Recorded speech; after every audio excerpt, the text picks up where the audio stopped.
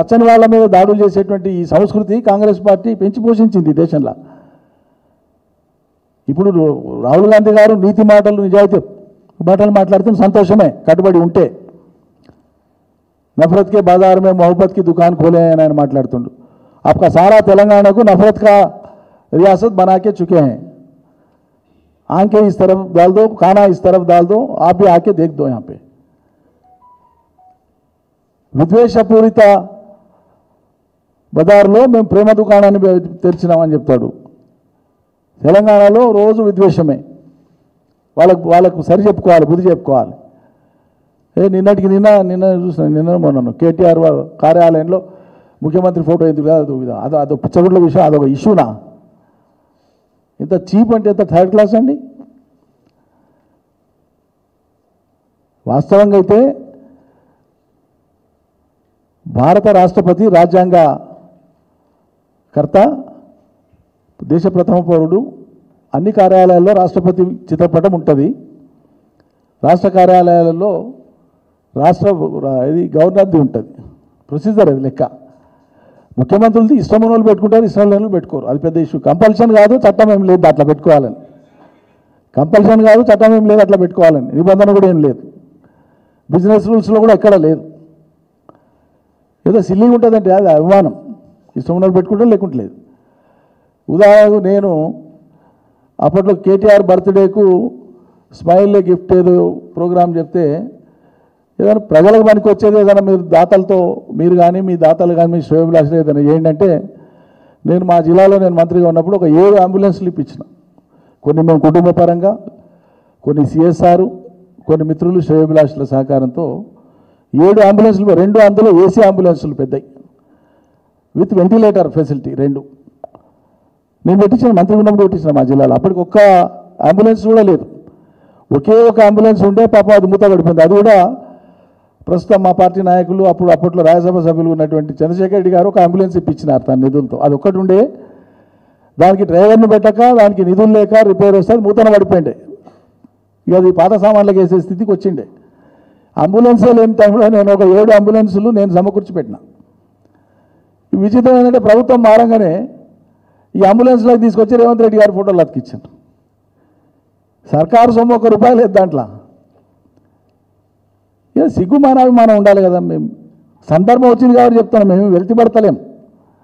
దేని మీద పెట్టుకోవాలి, ఎక్కడ పెట్టుకోవాలి, ప్రజల అభిమానంతో పెట్టుకొని వదిలిపెట్టి మీరు పెట్టుకుంటారా లేదా మా ఫోటో అనేటు ఇంత చీప్గా బిహేవ్ చేయడం అవసరమా? ప్రజల సమస్యలు ఇచ్చిపెట్టి ఆ విధంగా కాంగ్రెస్ చరిత్ర అంతా చూస్తే వాళ్ళ హయాంలలో వాళ్ళు హింసకు పాల్పడినటువంటిది, అది కూడా మాస్ హింసకు పాల్పడినటువంటి అనేక దృష్టాంతాలు ఉన్నాయి. ఇప్పుడు ఎన్ని నీతి సూత్రాలు చెప్పినా అవేం కప్పిపుచ్చలేరు. చరిత్రలో 30-40 ఏళ్ల తర్వాత వాళ్ళు నేను మాట్లాడుతున్నా, ఇంకో 10-20 ఏళ్ల తర్వాత మాట్లాడేటువంటి కొత్త తరం వాళ్ళు కూడా వస్తారు. ఇవేం మాయని మచ్చలు ఇవన్నీ కూడా. సమాజం వదిలిపెట్టదు, చరిత్ర క్షమించదు. బీజేపీ మనందరికీ తెలుసు గుజరాత్ అల్లర్లకు సంబంధించి. నేను కాంట్రవర్సీలోకి పోను, కానీ ఆయా ప్రభుత్వాలు ఘటన ఏదో జరిగితే ఇంకెవరినో బలిపశువులు చేసేటువంటిది బాధ్యతగా మెలగాల్సినటువంటి పాలక పార్టీలు ఎంత బాధ్యతారహితంగా ఉన్నాయని చెప్పడానికి చెప్తున్నాయి ఇదంతా. ఇవన్నీ కూడా ఇవాళ వాళ్ళు ప్రశ్నిస్తున్నారు. సగటు పౌరులుగా మనం ప్రశ్నిస్తున్నాం. ఈ ప్రశ్న తప్పు కాదు కదా. దీనికి సహేతుకమైన జవాబు చెప్పాలి. వేల మందిని ఇలా మణిపూర్లో మానవ హననం జరుగుతుంది, ఎవరు పట్టించుకుంటూ లేడు. నల్ల చట్టాలను తెస్తే ఉత్తర భారత రైతులు 16 నెలల ఆందోళన, ప్రపంచం నివేరబోయే ఆందోళన. అది ఏ రాజకీయ పార్టీల మద్దతు లేదు. ప్రధాన రాజకీయ పార్టీ కాంగ్రెస్ దరిదాపులకు పోయి సాహసం కూడా చేయలేదు. ఎందుకంటే తంతుండి వాళ్ళు రైతులు కాంగ్రెస్ పోతే. కారణం ఏంటంటే మోడీ గారు తీసుకొచ్చినటువంటి 3 చట్టాలకు సంబంధించినటువంటి ప్రతిపాదన అంతకుముందు ఎన్నికలలో కాంగ్రెస్ పార్టీ ఎన్నికల మేనిఫెస్టోలో పెట్టింది. అది నేను పత్రికా సమావేశంలో కూడా చాలాసార్లు అది మేనిఫెస్టో చేసి చూపించిన. కాబట్టి వాళ్ళకి నైతికత లేదు అడిగి పోనికి. మీరు మేనిఫెస్టోలో పెట్టినవే మేము తెచ్చినాం తప్ప మేము తప్పుదే లేదని అంటారు కాబట్టి మీరు పోలే.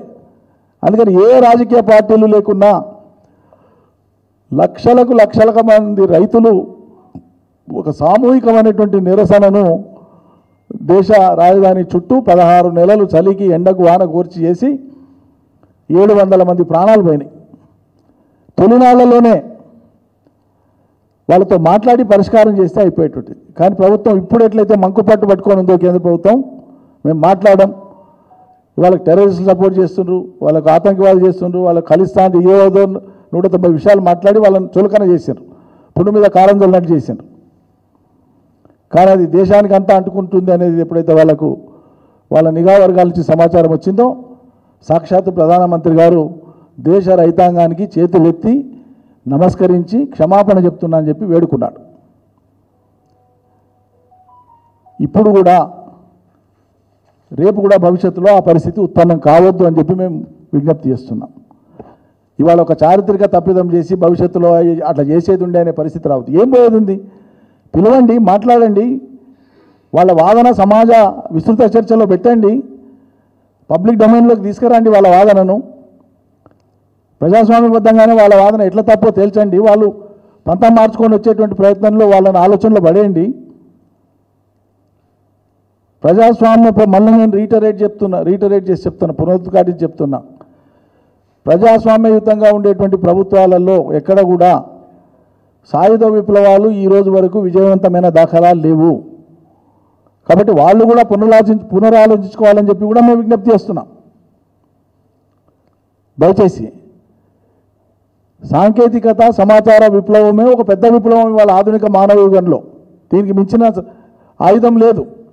ఈ పదునైన ఆయుధంతో జనసామాన్యం దాకా చేరినటువంటి సాంకేతిక సమాచార యుగంలో దీన్ని ఒక ఆయుధంగా తీసుకొని ప్రజల్ని మీ సిద్ధాంతాలకో, మీ హామీలకో, లేకుంటే మీ యొక్క విధానాలకు ఆకర్షితులయ్యే విధంగా చేసుకునే అవకాశాన్ని జారవిడ్చుకోవద్దు.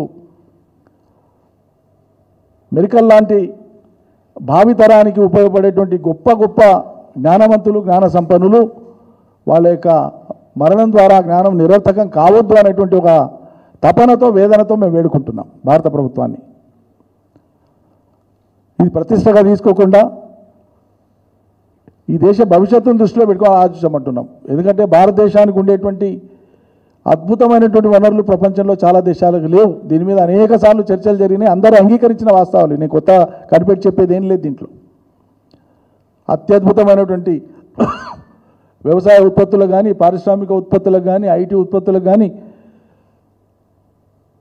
యువ మానవ వనరులకు కానీ, జ్ఞానానికి కానీ, ఆంగ్ల భాషకు కానీ, అంతర్జాతీయంగా గణితంలో కానీ, కంప్యూటర్ సైన్స్లో కానీ ఇలా మనం అగ్రగామిగా ఉన్నాం.